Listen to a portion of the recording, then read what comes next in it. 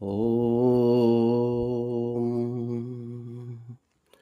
గురుబ్రహ్మా గురుర్విష్ణు గురుదేవో మహేశ్వరః గురుస్సాక్షాత్ పరబ్రహ్మ తస్మై శ్రీ గురవే నమః. హరి ఓం. ఓం శ్రీ గురుభ్యో నమః. శ్రోతలకు నా హృదయపూర్వక నమస్సుమాంజలులు. జ్ఞానవాసిష్టము 10వ ఎపిసోడ్కు స్వాగతం. ఈ ఎపిసోడ్లో జ్ఞాన భూమికలు మరియు అజ్ఞాన భూమికల గురించి వశిష్ఠ మహర్షి శ్రీరామచంద్రుల వారితో తెలిపిన విషయాలు తెలుసుకుందాం. వశిష్ఠుల వారు అంటున్నారు, ఓ శ్రీరామచంద్ర, జ్ఞాన భూమికకు 7 సోపానములు, అలాగే అజ్ఞాన భూమికకు 7 సోపానములు ఉన్నాయి. ఈ జ్ఞాన అజ్ఞానములు ప్రతి మెట్టు యందు దృఢంగా ఉన్నాయి. సాధకులను ఈ మెట్లు ఎక్కకుండా అడ్డుపడేవి ఈ భూమికలే. ఓ శ్రీరామచంద్ర, మోక్షమనగా ఏదో కాదు, సచ్చిదానంద లక్షణమైన స్వస్వరూపంలో నిలబడమే. ఇదియే జ్ఞాని లక్షణం. ఈ శరీరం నేను, ఈ ఇంద్రియాలు నేను, ఈ వ్యవహారాలు నేను అని భావించడమే, అహంకరించడమే బంధం. ఇది ఏ అజ్ఞాని లక్షణం.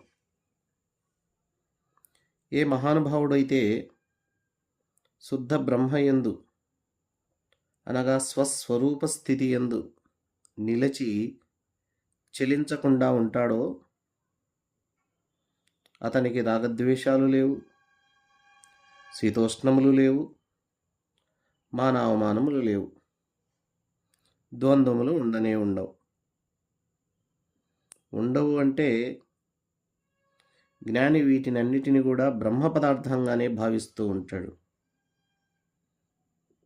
అందుకే వీరు ఎప్పటికీ అజ్ఞాన స్థితిలోకి వెళ్ళరు.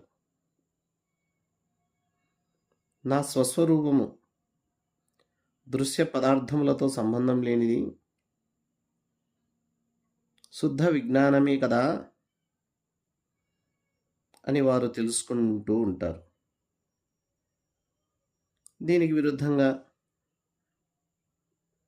ఈ విషయాలు తెలియక, తన స్వస్వరూప స్థితిని అర్థం చేసుకోలేక, భ్రాంతి చేత దృశ్య విషయముల వెంట పరిగెత్తుచు ఈ ప్రపంచమే నా స్వరూపమని మునిగిపోతున్న వారే అజ్ఞానులు.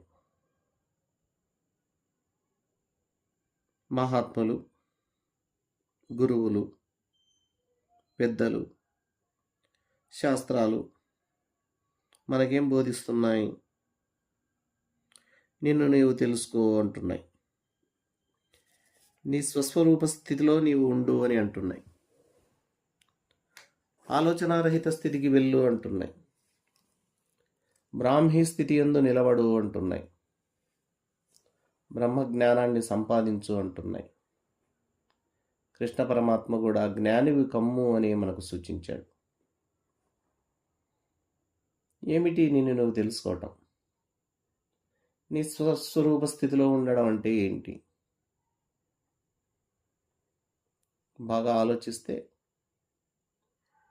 ఒక విషయమును వదిలి ఇంకొక విషయమును పట్టుకొనుటకు మధ్యలో ఏ స్థితి అయితే ఉందో అది ఏ నీ స్వస్వరూపము.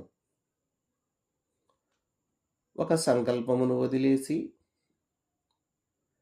వేరొక సంకల్పమును గ్రహించుటకు మధ్యలో ఏ స్థితి అయితే ఉందో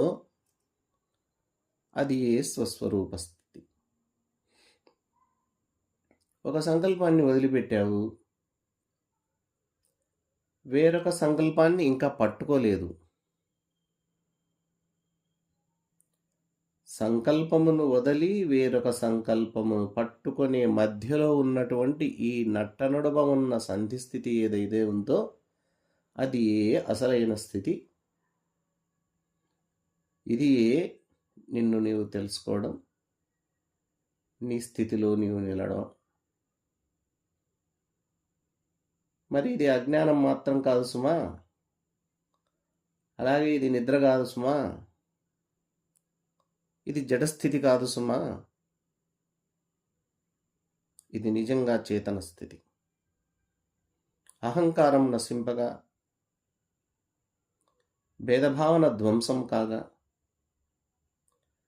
జడత్వము లేనిదై నిశ్చలమై ఉన్న మనస్సు యొక్క స్థితి ఏది ఉన్నదో అది నీ స్వస్వరూప స్థితి. ఆ స్థితిని బాగా గుర్తించు, ఆ స్థితిని గమనించు, ఆ స్థితిలోనే ఉండిపో. అది ఏ మోక్షం. మరి మోక్ష మార్గంలోకి వెళ్ళాలి అంటే సాధకుడు జ్ఞాన భూమికల గురించి, అజ్ఞాన భూమికల గురించి స్పష్టంగా తెలుసుకోవాల్సిన అవసరం ఉంటుంది. ముందుగా అజ్ఞాన భూమికల గురించి తెలుసుకుందాం. అజ్ఞాన భూమికలు 7. 1 బీజ జాగ్రత్త, 2వది జాగ్రత్త, 3వది మహాజాగ్రత్త, 4వది జాగ్రత్త స్వప్నము, 5వది స్వప్నం, 6వది స్వప్న జాగ్రత్త, 7 సుషుప్తి అని భ్రాంతి 7 రకాలుగా ఉంటుంది. ఈ 7 అజ్ఞాన భూమికలు. ఇక వాటి గురించి విచారణ చేద్దాం. మొట్టమొదటిది బీజ జాగ్రత్త. శుద్ధమై నామరూపములు లేనిదై ఉన్న పరబ్రహ్మమునందు మార్పు అనేది మొదలైతే అది మూలం కాబట్టి బీజమనియు, జ్ఞానరూపమైన బీజము గనుక దీనిని బీజ జాగ్రత్త అని పిలుస్తున్నారు. అనగా మనకు బాగా అర్థం కావాలి అంటే సుషుప్తి అవస్థ నుండి జాగ్రత్త అవస్థకు వచ్చే ముందు కలిగే జ్ఞానం ఏదైతే ఉందో అది ప్రథమ అవస్థ, బీజ జాగ్రత్త అవస్థ. ఇది అందరికీ కలుగుతున్న అవస్థే. ఇక 2వది జాగ్రత్త. జాగ్రత్త అనగా జనించున్నది అని అర్థం. అంటే పుట్టినది. నిద్రలో, సుషుప్తిలో పేరు ఉన్నా నీకు నీ పేరు గుర్తులేదు. నీ ఇల్లు, నీ వాళ్ళు అందరూ ఉన్నా వాటిపైన ఏ భావన నీకు లేదు. నిద్ర లేవంగానే నా పేరు ఇది, నా ఇల్లు ఇది, నా వాళ్ళు వీరు అనేవి ఏవి గాఢ నిద్రలో స్మరణకు రాలేదు కదా.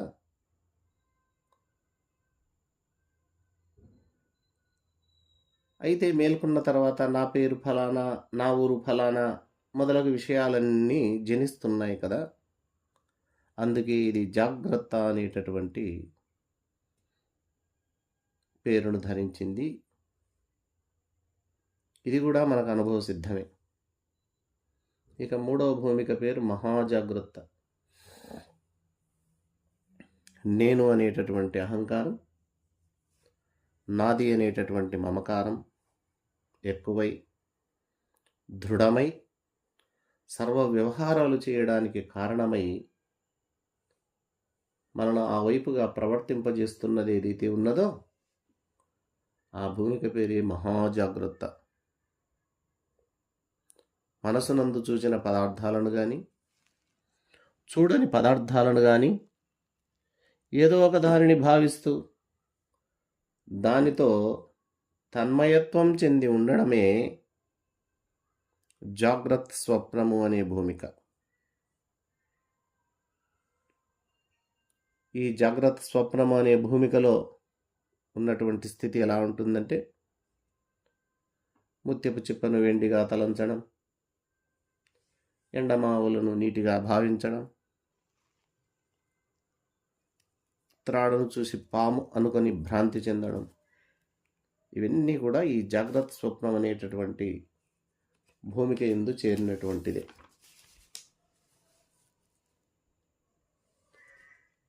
ఇక తర్వాతది, ఇది వరకు నేను చూసిన భావించిన పదార్థములు యథార్థములు కావు అని మేల్కొన్న పిమ్మట పురుషుడు జరిగిన దాన్ని గురించి పరామర్శ చేస్తాడు కదా. మేల్కోకముందు జరిగినటువంటి అవాస్తవ స్థితి ఏదైతే ఉందో అది ఏ స్వప్నం. ఇది అందరికీ అనుభవ సిద్ధమే. ఈ స్వప్నమే చాలా కాలం వరకు ఉండి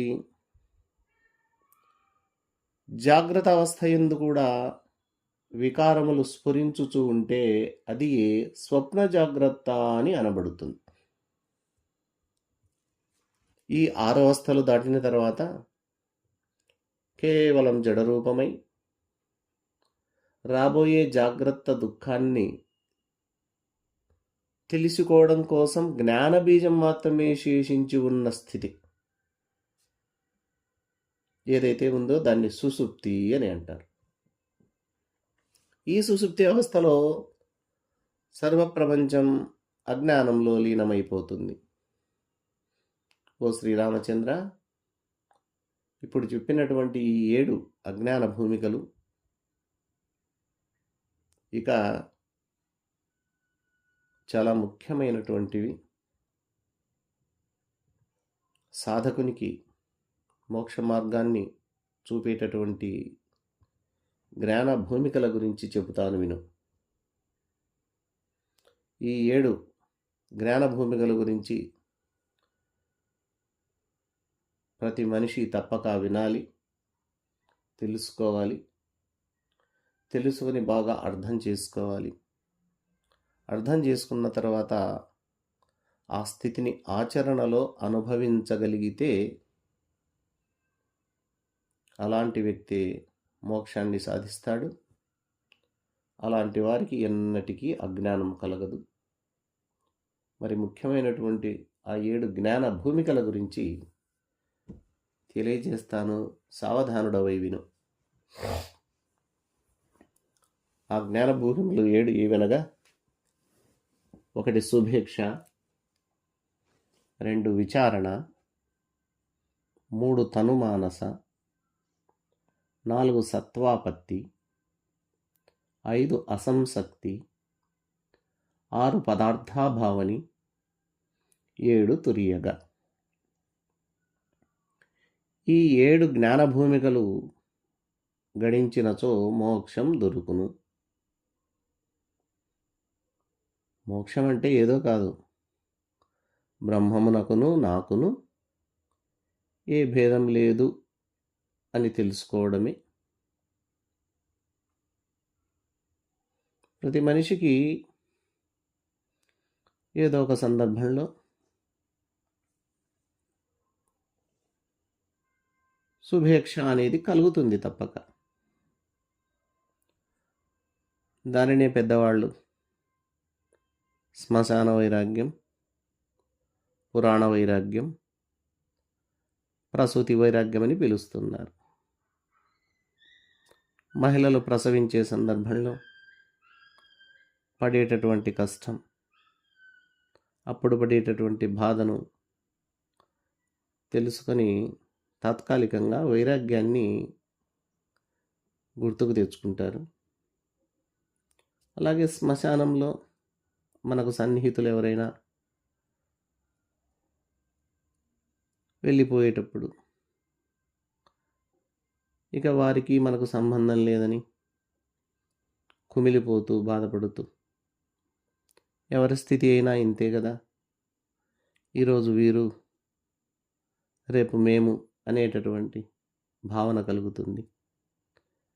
ఈ మాత్రం క్షణికమైన తాత్కాలికమైన ఈ జీవనంలో ఎందుకు అన్యాయంగా ఉండాలి, ఎందుకు అధర్మ మార్గంలో ఉండాలి, ఇక తరించాలి అనేటటువంటి భావన వస్తుంది. అది కూడా శ్మశాన వైరాగ్యం. అలాగే మహాత్ములు ఎవరైనా, గురువులు ఎవరైనా పురాణాలను చెబుతూ ఉంటే, ఆ పురాణములలో ఉన్నటువంటి కథలు వింటూ ఉంటే అప్పుడు కూడా వైరాగ్యం కలుగుతుంది. అయితే అది తాత్కాలికంగా ఉంటే లాభం లేదు. ఆ విధంగా కలిగిన వైరాగ్యం శాశ్వతం కావాలి. అందుకే ప్రతి మనిషికి ఏదో ఒక సందర్భంలో నేను మూఢునిలాగా ఎందుకు ఉండాలి, శాస్త్రములను వినాలి లేదా చదవాలి, సజ్జనుల సాంగత్యం నేను తప్పకుండా చేయాలి, నా స్వరూపం ఎలాంటిదో నేను తెలుసుకోవాలి అనేటటువంటి సంకల్పం పుడుతుందే, ఆ సంకల్పం పుట్టడమే మొట్టమొదటి భూమిక, జ్ఞాన భూమిక శుభేక్ష. శుభ ఇక్ష.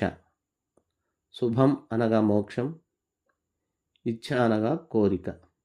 అంటే మోక్షం మీద కోరిక కలగడం అని అర్థం. ఈ శుభేక్ష కలగడమే పూర్వజన్మ సుకృత ఫలం. అందరికీ ఈ శుభేక్ష కలగదు. ఈ శుభేక్ష కలగనటువంటి వారంతా అజ్ఞానంలో మునిగిపోవాల్సిందే, నాస్తికులై జీవించవలసిందే. ఈ శుభేక్ష కలిగిన తరువాత సజ్జనులతో సహవాసం చేయడం, వారితో సాంగత్యం చేయడం, సద్గ్రంథాలను గురించి విచారించడం, సదాచారయుక్తుడు కావడం అంటే మంచి ఆచారాలతో జీవించడం, మోక్షాన్ని సంపాదించేటటువంటి ప్రయత్నాలు చేయడం, ఇవన్నీ చేసేటటువంటి అవస్థే ఆ రెండవ స్థితి, ఆ రెండవ జ్ఞాన భూమిక విచారణ అని దీనికి పేరు. అంటే శుభేక్ష అనే భూమిక నుండి విచారణ అనే భూమిక అనే మెట్టు ఎక్కాలి. రెండవదైన ఈ విచారణ బలపడే కొద్దీ శబ్దాది విషయముల యందు, అంటే వాటిని వినాలి, వీటిని వినాలి అనేది మానుకోవడం, అవి చూడాలి, ఇవి చూడాలి అనేటటువంటి కోరికను తగ్గించుకోవడం, అలాగే స్పర్శించడాన్ని తగ్గించుకోవడం, ఈ విధంగా శబ్ద, స్పర్శ, రూప, రసగంధాదుల యందు వైరాగ్యం కలుగుతుంది. క్రమేపీ వాసనలన్నీ తగ్గిపోతాయి. వాసనలు అంటే ఏంటి? వాసనల యొక్క కూటమే మనస్సు, వాసనల సమాహారమే మనస్సు.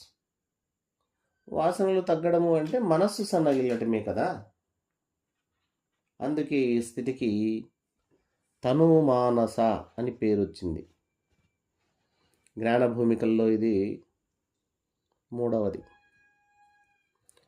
మరి ఈ 3 భూమికలు దాటిన తర్వాత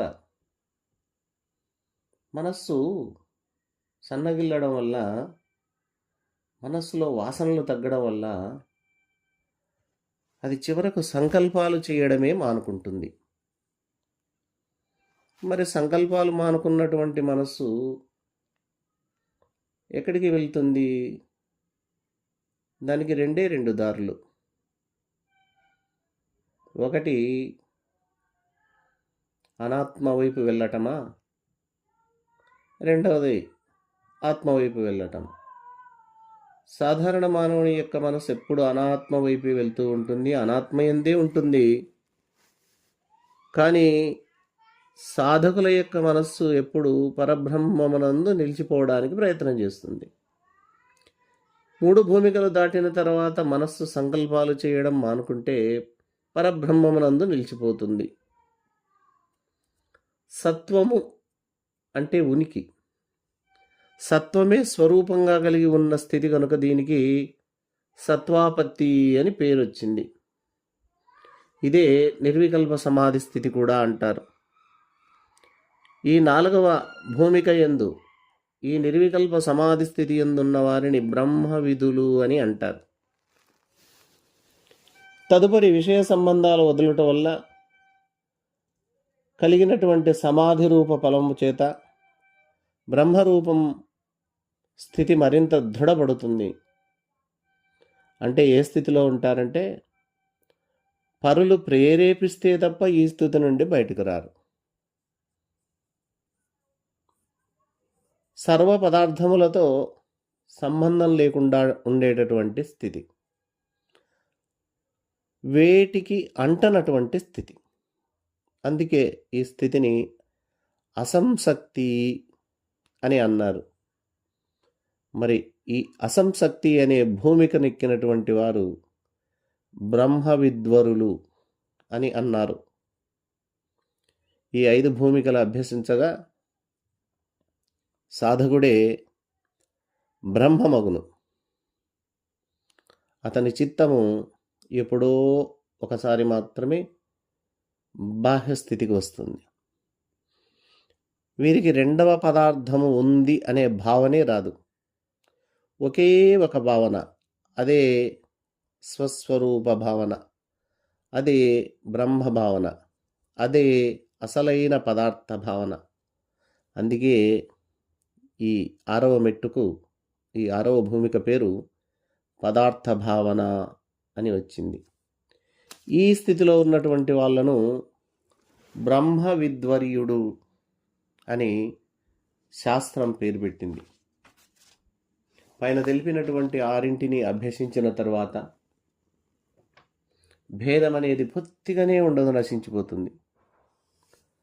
అప్పుడు దొరికేటటువంటి స్థితి ఏదైతే ఉందో అది ఏ స్వస్వరూప స్థితి, అది ఏ తురీయగా, తురీయము. తురీయము అనగా 4వది అని అర్థం. 4వది అంటే జాగ్రత్త అవస్థ మొదటిది, స్వప్నావస్థ 2వది, 3వది సుషుప్తి అవస్థ. ఈ 3 అవస్థలు కూడా మోహాత్మకములే. మరి మోహాత్మకములైన ఈ 3 అవస్థలను, అంటే జాగ్రత్త, స్వప్న, సుషుప్తి అవస్థలను అతిక్రమించిన స్థితి ఏదైతే ఉందో ఆ 4వ స్థితినే తురీయము, తురీయగా అని పిలుస్తారు. వెష్టియందలి విశ్వడు, తైజసుడు, ప్రాజ్ఞుడు అనే 3 జీవుల కంటే సమిష్టిలోని విరాట్ పురుష, హిరణ్యగర్భ, అంతర్యాములు అనే 3 కంటే వేరుగా 4వది పరబ్రహ్మమునకు సంబంధించినదే ఈ తురీయగా. ఈ స్థితిలో చేరినటువంటి వారిని బ్రహ్మ విద్వరిష్ఠులు అంటారు. దీనినే జీవన్ముక్త స్థితి అని కూడా చెప్పుదురు. దీనికంటే అధికమైన శ్రేష్టమైనటువంటి ఒక అవస్థ తురీయాతీతము అనేది ఒకటి ఉంది. కానీ ఈ స్థితి విదేహముక్తులకు మాత్రమే కలగవలసినటువంటి స్థితి. కాబట్టి జ్ఞాన భూమికలైనటువంటి ఈ 7 భూమికలను చెంది ఉన్నవారు జీవన్ముక్తులు అని పిలువబడుతున్నారు. ఈ జీవన్ముక్తులకు సుఖము లేదు, దుఃఖము లేదు. సుఖానికి దుఃఖానికి లోనుగారు.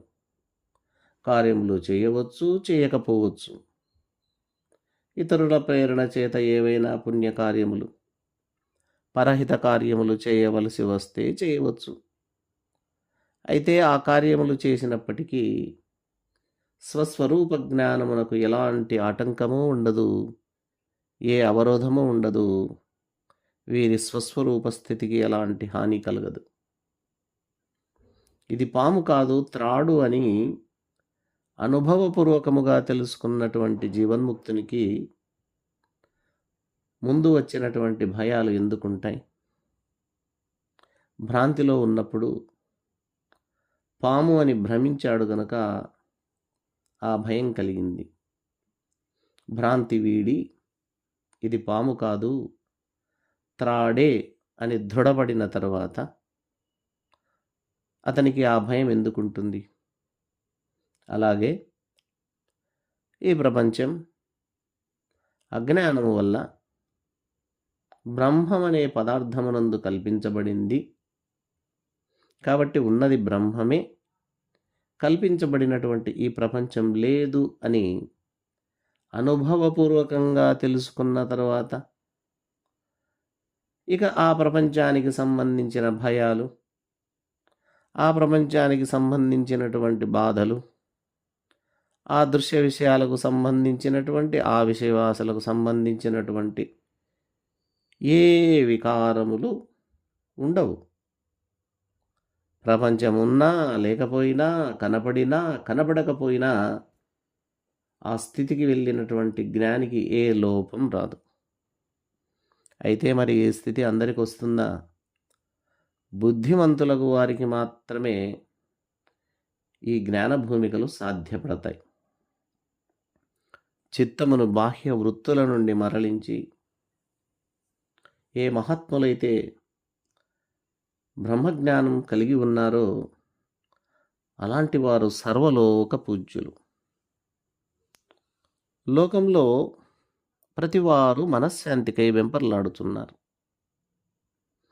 ఆ చిత్తశాంతి కోసం, ఆ మనశ్శాంతి కోసం ఏవేవో కార్యాలు, ఏవేవో దారులు, ఏవేవో మార్గాలు వెతుకుంటూ ప్రయాణం చేస్తూ ఉన్నారు. మరి వారు వెళ్ళినటువంటి మార్గాలు మంచివి అయితే మనశ్శాంతి లభించాలి కదా. సంపద ఉంటే చాలు, సకల ఐశ్వర్యములు ఉంటే చాలు, నాకు హాయిగా జరుగుతుంది, నాకే దుఃఖము ఉండదు అని కొంతమంది భావించి విపరీతమైనటువంటి ధనార్జన చేస్తూ ఉన్నారు. అంత డబ్బున్నా మరి వారికి శాంతం ఉన్నదా? ఆరోగ్య సమస్య, కుటుంబ సమస్య, వచ్చిన ధనం వెళ్ళిపోతుందేమో అనే సమస్య. ఈ విధంగా వారికి రాత్రులు కూడా సరిగా నిద్రపట్టక చిత్తశాంతి లేక అలమటించిపోతున్నారు. వాస్తవంగా ఆలోచిస్తే ఈ అనాత్మ ప్రపంచంలో, ఈ దృశ్య ప్రపంచంలో ఎటువంటి మనశ్శాంతి లభించనే లభించదు. కాబట్టి సకల ఐశ్వర్యాలు నీకు పూర్తి మనశ్శాంతిని ఇవ్వలేవు. తాత్కాలిక శాంతిని, తాత్కాలిక ఆనందాన్ని ఇస్తాయి అంతే. మరి చిత్తశాంతినిచ్చేటటువంటి మార్గం, మనశ్శాంతిని కలిగించేటటువంటి మార్గం ఒకే ఒకటి, అది ఆధ్యాత్మిక మార్గం. మహర్షులు, ఎంతోమంది గురువులు, ఎంతోమంది పెద్దవారు, గొప్పవారు జ్ఞాన మార్గాన్ని, ఆధ్యాత్మిక మార్గాన్ని మనకు అందించి ఆ మార్గంలో ప్రయాణించి మనశ్శాంతిని సాధించు అని సెలవిస్తున్నారు. కాబట్టి ఈ చిత్తశాంతిని, ఈ మనశ్శాంతిని కలిగించేటటువంటి జ్ఞానాన్ని, మోక్షాన్ని ప్రసాదించేటటువంటి ఏ స్థితి అయితే ఉందో, ఈ బ్రాహ్మీ స్థితి అంటే సప్త భూమికలు దాటిన తర్వాత వచ్చేటటువంటి స్థితి ఏదైతే ఉందో, ఆ స్థితి ముందు సకల ఐశ్వర్యాలు ఏమాత్రం సాటిరావు. కాబట్టి ప్రతి ఒక్కరూ ఈ మనశ్శాంతిని సాధించడానికి మన గురువులు చెప్పినటువంటి మార్గాన్ని మనం తప్పనిసరిగా అనుసరించాలి. ఆ ఉపాయాన్ని యోగము అని అన్నారు. మరి ఆ యోగాన్ని సాధించాలి అంటే ఈ జ్ఞాన భూమికలైనటువంటి 7 మెట్లను తప్పనిసరిగా సాధించవలసి వస్తుంది.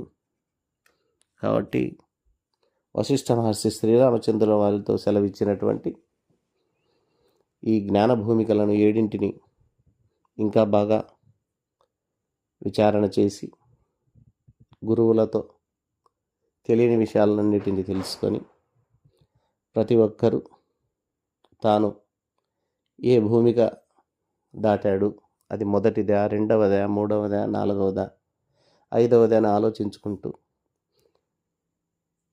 అలాగా భూమికలను అధిరోహిస్తూ చిట్ట చివరి స్థితి అయినటువంటి ఆ తురీయ స్థితిని అందరూ అందుకొని జీవన్ముక్తులై మోక్షాన్ని పొంది చిత్తశాంతిని పొందాలని మనస్ఫూర్తిగా భావిస్తూ అందుకు తగిన అవకాశాన్ని భగవంతుడు ఇవ్వాలని, వారి అనుగ్రహం అందరి ఎడల ఉండాలని భావిస్తూ నమస్సులతో మరి ఒక ఎపిసోడ్లో కలుసుకుందాం అని తెలియజేస్తూ నమస్సుమాంజలు సమర్పిస్తున్నాను. హరి ఓం. సర్వే జనా సుఖినో భవంతు.